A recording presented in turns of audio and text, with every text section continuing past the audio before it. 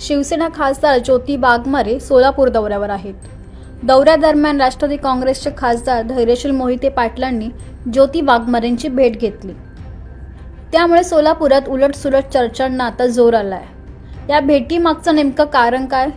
ज्योती वाघमारे काय म्हणाल्या पाहूया.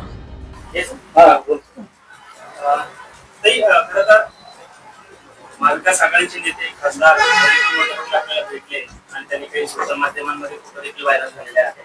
काय नक्की त्या संदर्भात आपलं काय सांगा? खरं तर आम्ही महायुतीचा धर्म पाळा असा आदेश आम्हाला सन्माननीय आमचे मुख्य नेते एकनाथजी शिंदे साहेबांनी दिलेला आहे आणि आम्ही त्या बाबतीत अत्यंत ठाम आहोत.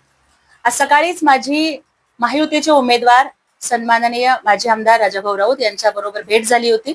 आमची निवडणुकीच्या रणनीती संदर्भात अत्यंत सविस्तर चर्चा सुद्धा झाली.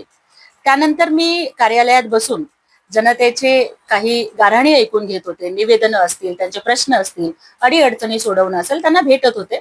त्यावेळेला सन्माननीय खासदार धैर्यशीलजी मोहिते पाटील, नगरसेवक आणि काँग्रेसचे गटनेते चेतनजी नरोटे आणि त्यांची काही मंडळी आणि त्यांच्यासोबत महाविकास आघाडीचे उमेदवार विधान परिषदेचे हे आम्हाला इथे भेटायला आले.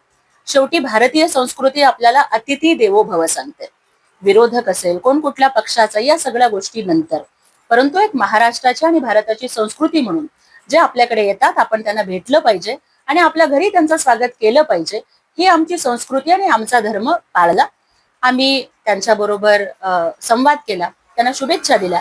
परंतु मला या ठिकाणी एकच सांगायचं आहे की महायुती म्हणून सन्माननीय मुख्य नेते एकनाथजी शिंदे साहेब, सन्माननीय मुख्यमंत्री देवेंद्रजी फडणवीस आणि उपमुख्यमंत्री सुनेत्राताई पवार यांच्या नेतृत्वाखाली आम्ही अभेद्यपणानं या सोलापूरच्या विधान परिषदेचा गड महायुतीचा भगवाच फडकवून काबीज करू, यात आम्हाला अजिबात शंका वाटत नाही. ते खरं तर महाविकास आघाडीचे नेते सांगतात की आमच्या मागे अदृश्य शक्ती आहे आणि 500 पेक्षा अधिक मतं आम्हाला मिळतील असा देखील ते दावा करता आहे. काय नक्की या दाव्यामध्ये तथ्य असू शकतं, काय सांगतात? खरं तर मला वाटतं की ह्या सगळ्या गोष्टी आपल्याला मुंगेरी लाल के हसीन सपने अशा शब्दांच्या मध्ये बघावं लागेल.